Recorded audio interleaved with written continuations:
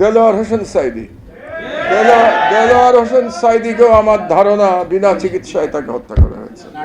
সুতরাং দেলোয়ার হোসেন সাইদির মৃত্যুরও তদন্ত হওয়া উচিত। এটা এক ধরনের চ্যালেঞ্জ ছিল ইন্ডিয়ান হেজেমনির বিরুদ্ধে। আমরা সেদিন এক ধরনের চ্যালেঞ্জ ছুড়ে দিয়েছিলাম যে আমরা যতদিন বেঁচে আছি ইন্ডিয়ান হেজেমনিকে বাংলাদেশে আমরা নিয়ন্ত্রণ করতে দেব না।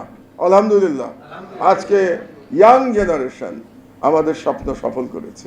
তারা জীবন দিয়ে বাংলাদেশকে ফ্যাসিস্ট শক্তিকে পরাভূত করেছে এবং ভারতীয় হেজেমনিকে তারা পরাভূত করেছে। আমাদের ঐক্যবদ্ধ থাকতে হবে। এই লড়াই অব্যাহত রাখার জন্য আমাদেরকে অব্যাহত রাখতে হবে। সুতরাং গাজী ভাইয়ের এই স্মৃতিগুলি আমার মনে পড়ে। আর সর্বশেষ একটি কথা বলে আমার বক্তব্য আমি শেষ করব। আমি মনে করি এই সরকার, আপনারা জানেন, গুম খুন করেছে। একটু আগে আমি ইলিয়াস আলীর কথা বলছিলাম।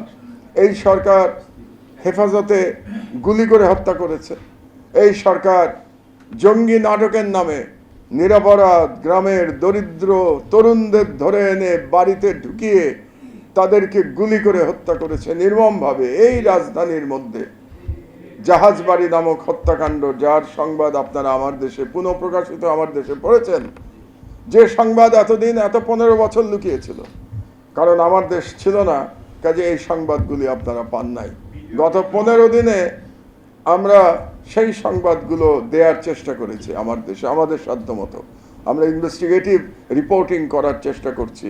আমার সহকর্মী আবদাল এবং অন্যরা চেষ্টা করছে যতদূর সম্ভব জনগণকে সত্য তথ্যটা জানানোর জন্য।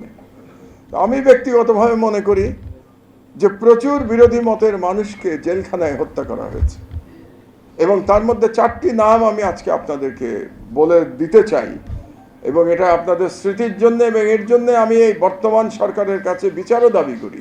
এই সরকার যদি বিচার না করে পরবর্তীতে গণতান্ত্রিকভাবে নির্বাচিত হয়ে যে সরকার আসবে, ততদিন আমি যদি জীবিত থাকি তাহলে সেই সরকারের কাছেও আমি বিচার দাবি করে যাব, যতদিন না সেই বিচার আমরা পাই। 4টি নাম আমি আপনাদেরকে বলতে চাই। আমি প্রায়ই বলি, বাঙালি মুসলমান বড় তাড়াতাড়ি ভুলে যায়, আমাদের স্মরণ শক্তি খুব কম, আমরা ভুলে যাব কিছুদিন পরে। একটা হলো নাসিরউদ্দিন পিন্টু।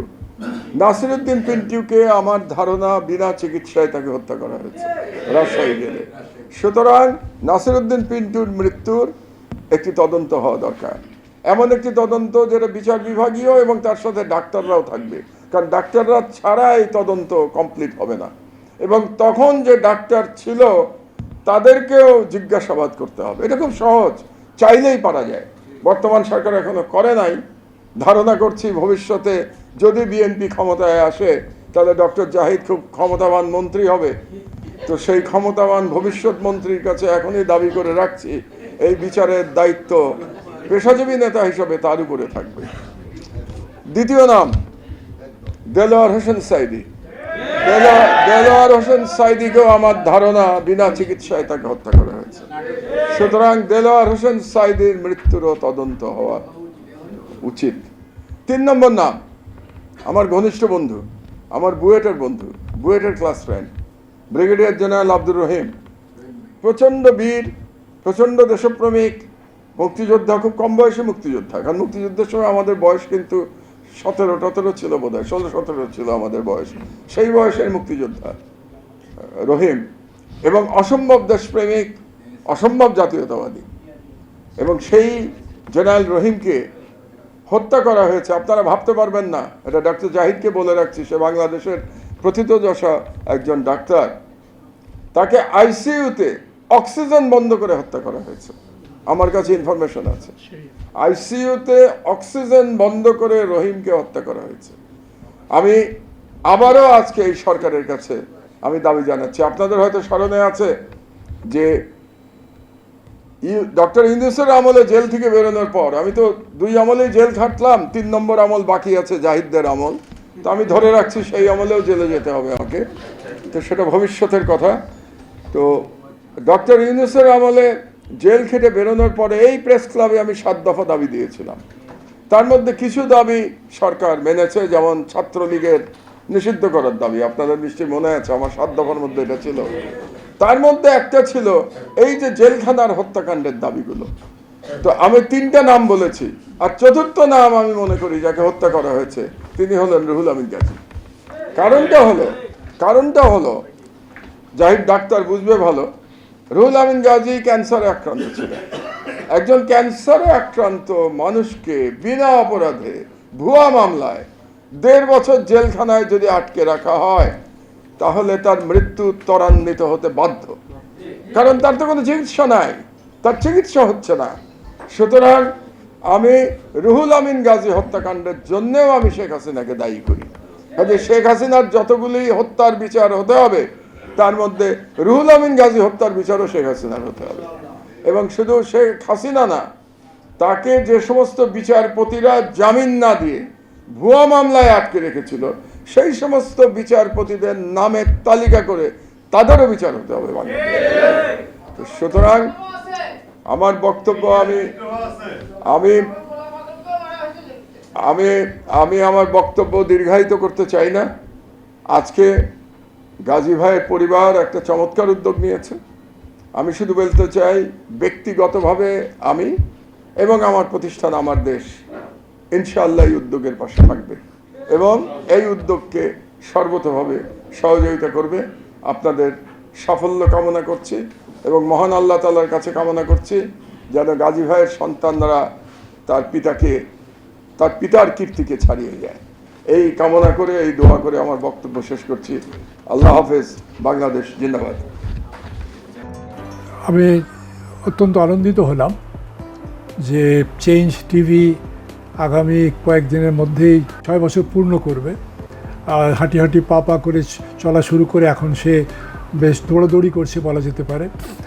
ও নামটাও অত্যন্ত বলবো যে সিগনিফিক্যান্ট, যে চেঞ্জ, এই গণঅভ্যুত্থান কিন্তু চেঞ্জ চেয়েছে। সেই হিসেবে তোমার টেলিভিশনের, তোমার এই চ্যানেলের নামের একটা যথেষ্ট মিল পাওয়া যায়।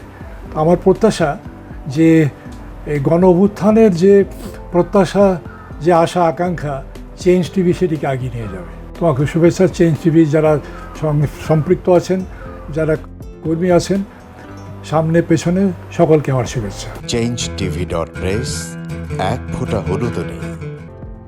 Online TV channel change TV 6 বছর ধরে ওনারা কাজ করে যাচ্ছেন। ইতিমধ্যে জনগণের হৃদয়ে স্থান করে নিয়েছেন। প্রায় 22 লাখ সাবস্ক্রাইবার আছে। আর যে কোনো অনুষ্ঠান 10 লাখের মতো মানুষ এটা প্রতিদিন মানুষ দেখে থাকে। আমিও এই চ্যানেল নিয়মিত দেখি। তো চেঞ্জ টিভির পক্ষে আমির মোমিনুল মানিক সাহেবের উপস্থাপনা, প্রশ্নের ধরন, এগুলো জনগণ দেখতে চায়, শুনতে চায়। আমি চেঞ্জ টিভির উত্তরোত্তর সমৃদ্ধি কামনা করছি। changetv.press, এক ফোঁটা হলুদ নেই। চেঞ্জ টিভি, তো আমি তাদেরকে আমার অসংখ্য শুভেচ্ছা জানাচ্ছি, কারণ তারা যে ভূমিকা রেখেছে এই সময়, একটা কঠিন সময় ছিল, সেটাতে যেমন ভূমিকা রেখেছে, এমনকি 5ই আগস্টের পরে নতুন বাংলাদেশেও তারা তাদের সেই তীক্ষ্ণ একটা সমালোচনামূলক এবং যেটাকে আমি গঠনমূলক বলবো সেরকম একটা ভূমিকা রাখছেন। তো সেক্ষেত্রে আমরা মনে করি যে এই ভূমিকা আমাদের দরকার, আমরা চাই এটা থাকুক এবং আরও যেন সমৃদ্ধ হয়। নতুন বাংলাদেশ নির্মাণে আমরা চাই যে চেঞ্জ টিভি যে সমালোচনাগুলো করছে বা যেগুলো আমরা তুলে ধরছেন, সেটা এমন করে করবেন যেন আমরা সেখান থেকে শিখতে পারি এবং সবাই মিলে যেন আমরা নতুন বাংলাদেশকে সত্যিকার অর্থে বৈষম্য বিহীন একটা সমাজ গড়ে তুলতে পারি, সেটা আপনারা সহজ চেষ্টা করুন। changetv.press, এক ফোঁটা হলুদ নেই। আগামী জানুয়ারি মাসের 1ম তারিখে আপনারা 6 বছর পূর্ণ করতে যাচ্ছেন। আপনাদেরকে শুভেচ্ছা জানাচ্ছি, আন্তরিক ধন্যবাদ জানাচ্ছি। আমি আশা করব চেঞ্জ টিভি অতীতে যে বলিষ্ঠ ভূমিকা পালন করেছে, আগামীতেও আপনারা সেই বলিষ্ঠ ভূমিকা পালন করবেন। আমি আমার এলডিপির পক্ষ থেকে মুক্তিযোদ্ধাদের পক্ষ থেকে আপনাদেরকে আন্তরিক মোবারকবাদ জানাচ্ছি, শুভেচ্ছা জানাচ্ছি।